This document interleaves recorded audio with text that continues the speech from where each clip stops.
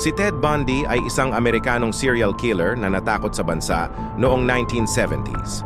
Ipinanganak noong Nobyembre 24, 1946 sa Burlington, Vermont bilang Theodore Robert Bundy. Lumaki siya sa isang tila normal na middle-class na pamilya. Ang maagang buhay ni Bundy ay hindi nagpakita ng malinaw na mga palatandaan ng kadiliman na sa kalaunan ay uubusin siya. Bilang isang binata, si Bundy ay charismatic at matalino. Nag-aral siya sa Universidad ng Washington kung saan sinimulan niya ang kanyang mga gawaing kriminal. Noon lamang 1974 na lumaki ang kanyang paghahari ng terorismo. Ang modus operandi ni Bundy ay nagsasangkot ng pagpapanggap ng mga pinsala, paggamit ng mga pekeng cast, o pagpapanggap bilang isang autoridad upang akitin ang mga kabataang babae sa kanyang sasakyan. Kapag nasa ilalim na niya ang mga ito, dadalhin niya sila sa mga liblib na lokasyon kung saan nakagawa siya ng hindi masabi na mga gawa ng karahasan.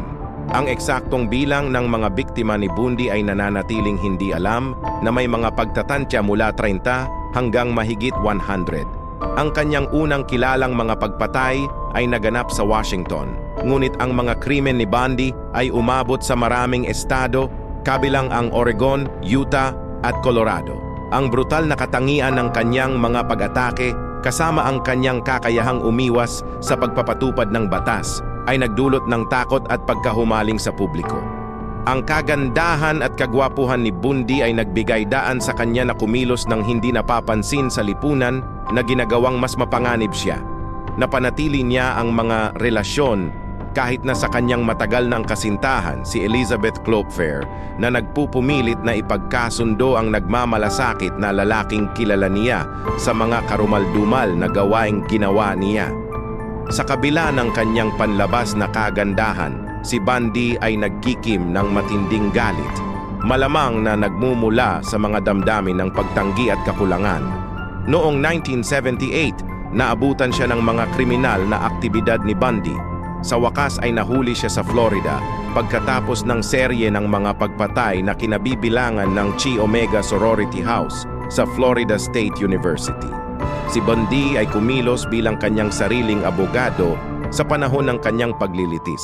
Sinusubukang manipulahin ang mga legal na paglilitis sa kanyang kalamangan.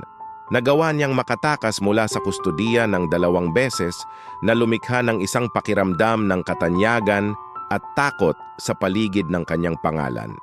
Sa huli, si Bundy ay hinatulan ng kamatayan para sa kanyang mga krimen.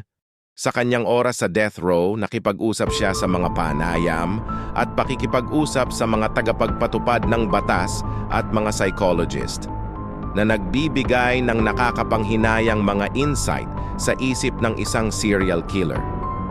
Ang kilos ni Bundy ay nanatiling nakakagambalang kalmado at nag-alok siya ng kaunting pagsisisi sa mga buhay na kanyang kinuha.